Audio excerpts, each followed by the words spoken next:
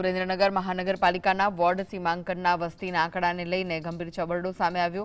રાજ્ય ચૂંટણી વિભાગ આયોગે રજૂ કરેલા સીમાંકન અને બેઠકોની ફાળવણીમાં મતદાતાઓના આંકડાઓમાં વિસંગતતા જોવા મળી છે। સૌથી મોટી ભૂલ એ છે કે કુલ વસ્તી 100% હોવા છતાં જાતિ આધારિત વસ્તીની સરખામણી કરવામાં આવતા તે 105% દર્શાવવામાં આવી છે, એટલે કે વોર્ડની વસ્તી ચૂંટણી આયોગે વધારે દેખાડી છે। આ ઉપરાંત પ્રત્યેક વોર્ડમાં 500 થી 700 મતદાતાઓની સંખ્યામાં ઘટાડો દર્શાવવામાં આવ્યો છે।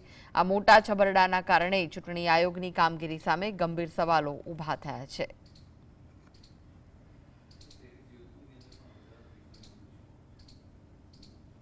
વસ્તી ગણતરી કરી એ વસ્તી ગણતરી કુલ વસ્તી કરતા વધી જાય છે।